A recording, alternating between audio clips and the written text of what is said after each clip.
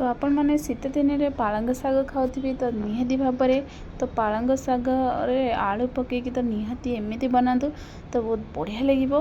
तो सतरे एमती बन कि खाइले तो पार्टी भी छाड़बनी। तो बहुत बढ़िया टेस्ट यार। तो चलतु आज आम बनवा पालंग आलू कषा। तो देखो ये मु 500 ग्राम पालंग शाग भलसे तो बाछि नहीं धोई नहीं तो आम साइड रखना। तापर आमे तापर आलू काटी नवा। तो आपण मैंने आलू पकईकि थरे बनातु पालंग शागरे कषा तो बहुत बढ़िया लगे। देखो एमती बड़ बड़ साइज करके आगे आलू को मुझे काटी नौची।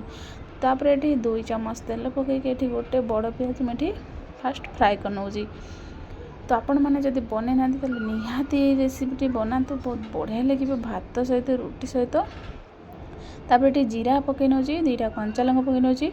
तो हल्का आमर पियाज फ्राए हो सारा पर आम आलू को पकई नवा। तापर ये स्वाद अनुसार लुण आउ अल्प हल्दी ये कटा धनिया पत्र अल्प पकईकि भलसे आम गोले नवा। तो तापर देखो ये गोले सारा पर मुझे 5 मिनट कवर कर नौची जो कि आलूटा सीझीज। तापर चलतु आम ए जो शाग को धोईकी रखते ताको आम ग्राइंड करनवा। तो ये मु 7 ରୁ 8 पाखुड़ा रसुण ये पकई नौची 2टा कंचा लंका पकई नौची अधा चामच जीरा पकई नौची। तो आम बिना पानी देकी ये ग्राइंड करनवा। जेहेतु आम शागर पानी बाहर थाए तो बिना पानी दे ग्राइंड करने ये आम एमती ग्राइंड कर सारा पर गोटे जगह को आम ग्लास को बाहर करनवा। तो बाकी भी आम सब एमती करनवा। तो से भीतर देखो आमर ये आलू पूरा बढ़िया से सीझी जाइए और भाजी जाइए। तो कलर भी बहुत बढ़िया आसी जाइए देखो। तो देखो बढ़िया से सीझी जाइए आलू। तापर भाजिकी तापर जो आम ग्राइंड करथिले जो पालंग पेस्ट को एबे आलू भाजी सारा पर तादर आम पकई नवा एमती।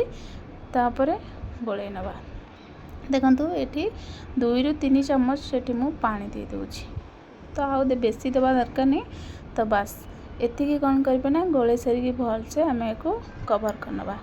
5 ରୁ 7 मिनट आम कवर करना जो आम पालंग पूरा फुटीज आउ तो जो पानी गुड़ाक मरज। तो देखो ये फाइनाली आमर सब पानी सोक कर नहीं जो पालंगरे। तापर ये आम अल्प धनिया पत्र पकई नवा।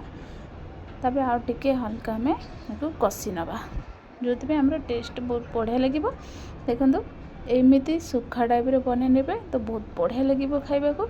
जदि आपण माने पालंग शाग खाउछंती शाग बनै तो निहाती भाव में आलू पकईकि निहाती भाव में थरे आलू पालंग कषा करंतु तो बहुत बढ़िया लगे।